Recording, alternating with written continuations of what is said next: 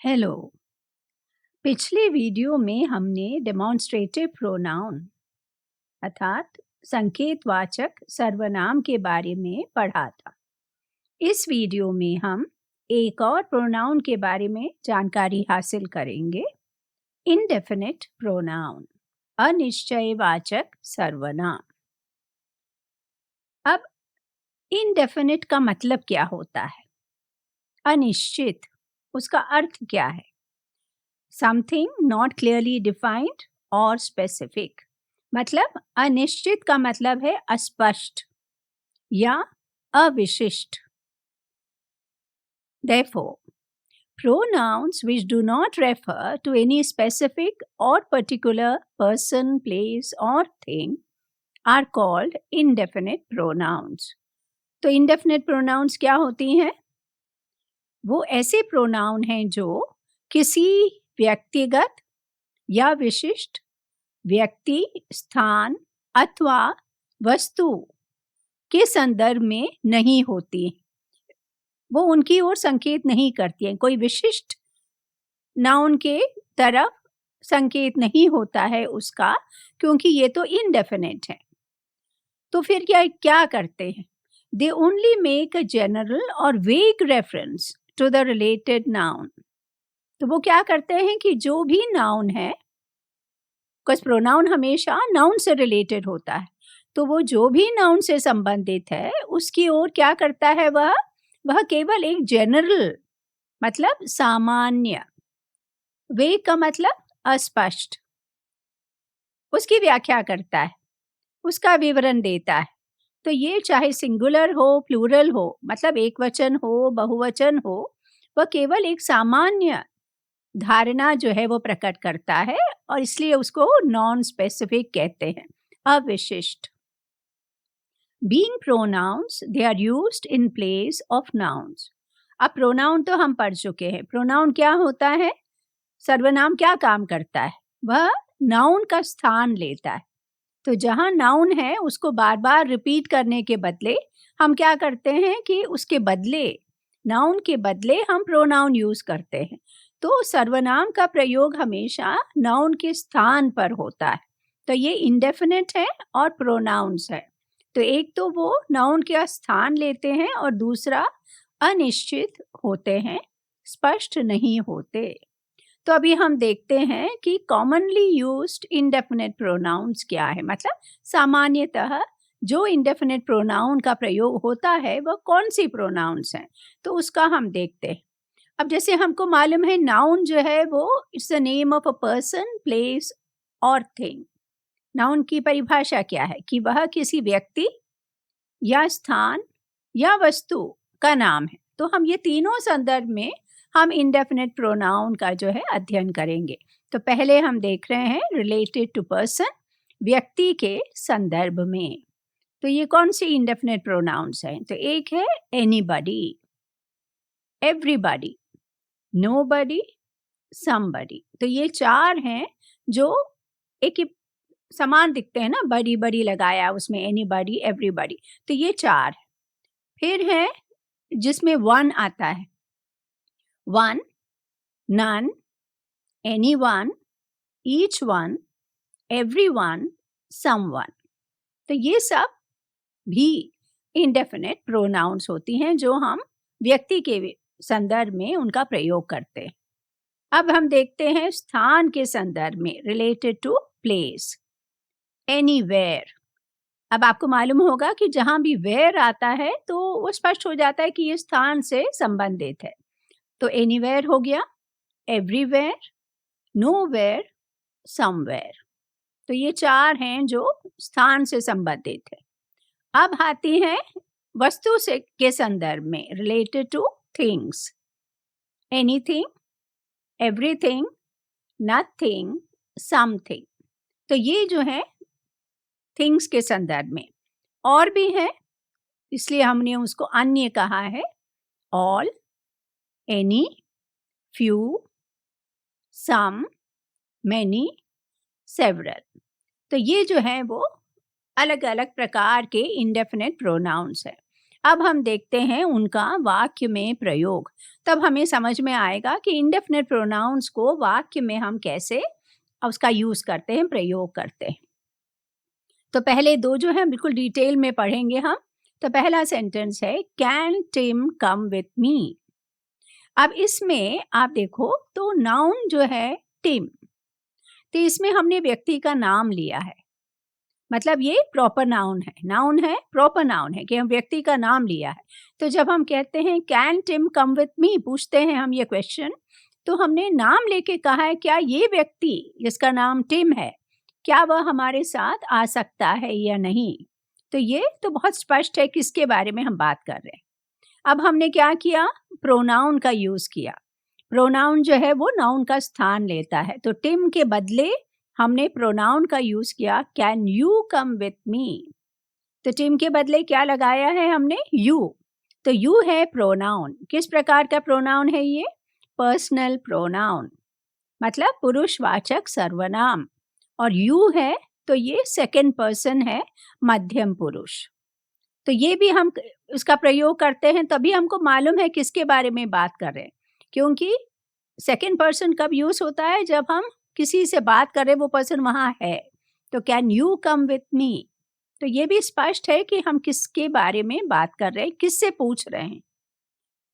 अब यू के बदले हम एक और अलग से प्रोनाउन लगा सकते हैं। कौन सा है ये, can he come with me यदि पुल्लिंग है, या can she come with me यदि वो स्त्रीलिंग है।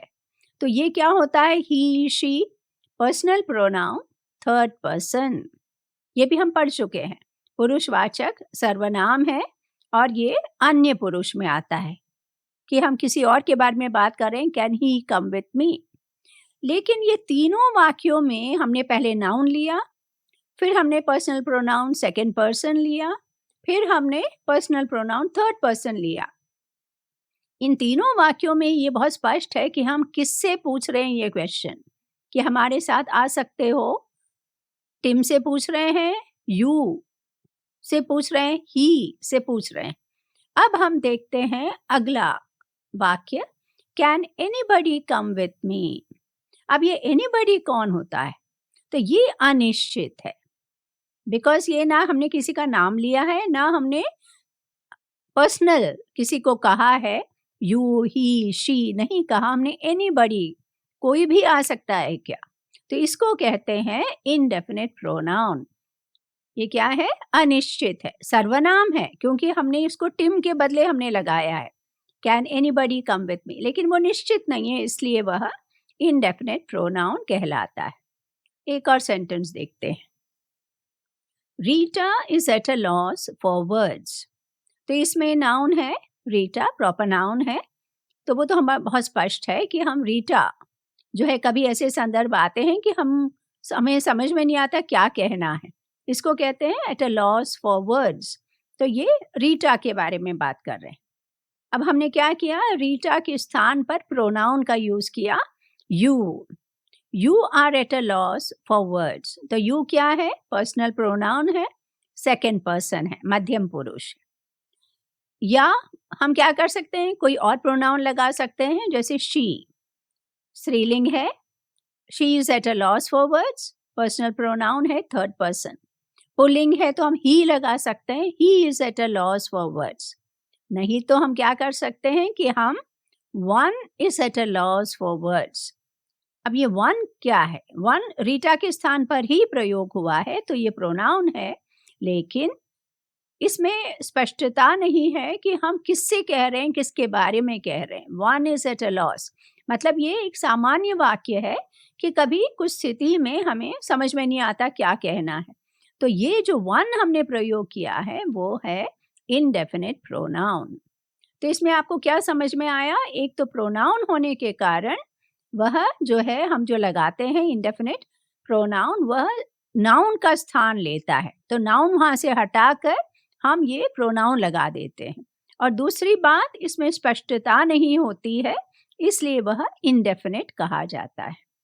अब हम और सेंटेंसेस देखते हैं। तो पहले व्यक्तियों के संबंध में, in relation to people, I won't give my bat to anybody.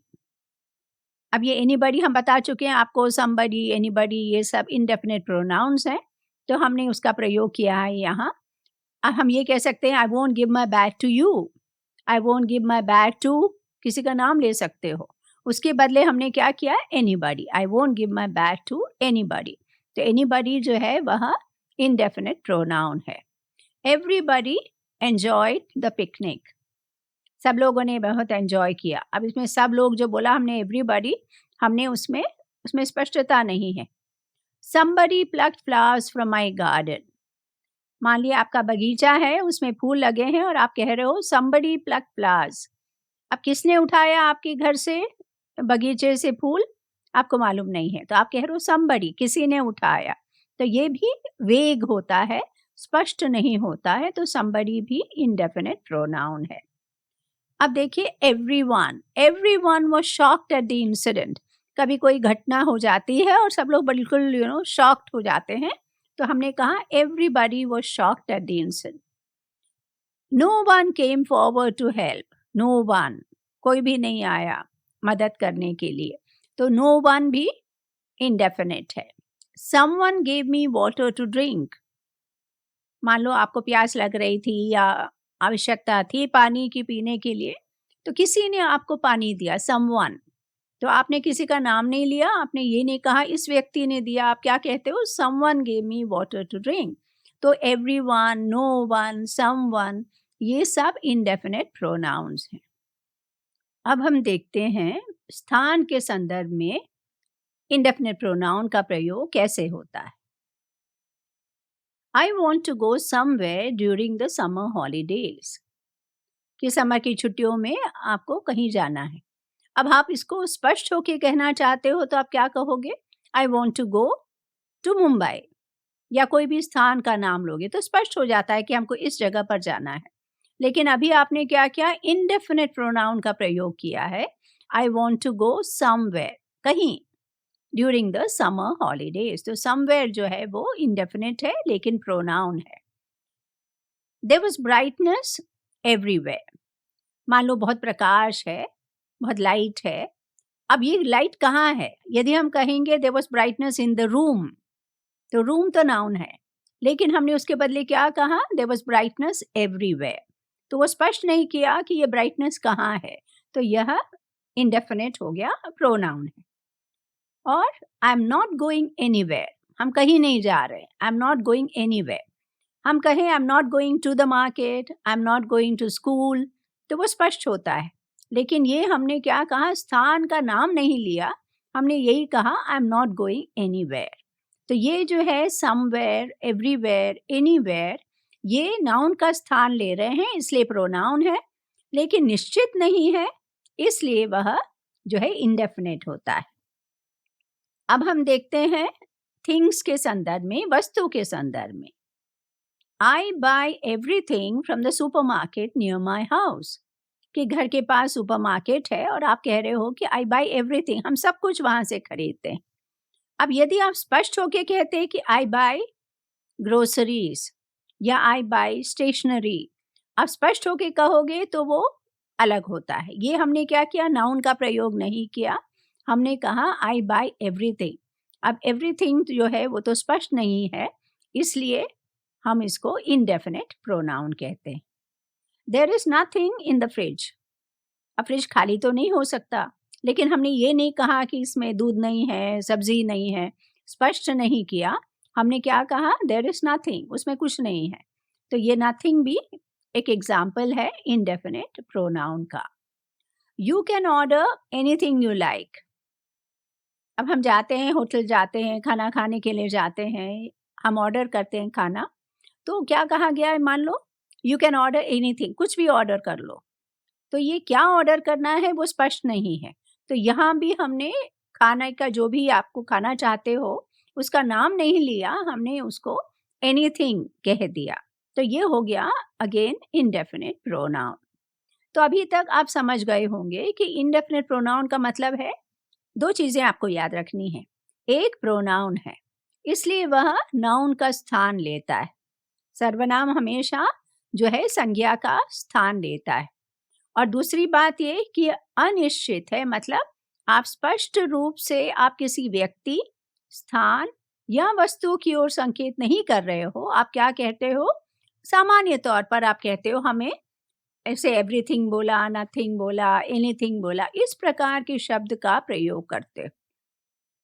अब ये तो इस पर डिपेंड करता है कि आप कहना क्या चाहते हो। स्पष्ट रूप से कहना है तो आप नाउन का प्रयोग कर सकते हो या आप पर्सनल प्रोनाउन का उपयोग कर सकते हो। जब आपको सामान्य तौर पर कहना है तो आप इंडेफिनिट प्रोनाउन का प्रयोग कर सकते हो। तो इसलिए अभी आपको इंडेफिनिट प्रोनाउन की जो धारणा है वो आपको समझाया गया है और आप ये शायद समझ गए होंगे कि उसका मतलब क्या है। तो अब क्या करना है आपको? आप एक क्विक टेस्ट लीजिए अपने इस ज्ञान को परखने के लिए, और ये टेस्ट लेने के लिए अपने मोबाइल फ़ोन से क्यूआर कोड को स्कैन करिए। वीडियो के नीचे दिए दिए गए लिंक पर क्लिक कर सकते हैं जो डिस्क्रिप्शन सेक्शन और कमेंट सेक्शन में डाला गया है। नोटिफिकेशन अथवा अधिसूचना के लिए टीचीआर के यूट्यूब चैनल को सब्सक्राइब करें और आपको बता दें कि यह वीडियो अंग्रेजी में भी उपलब्ध है।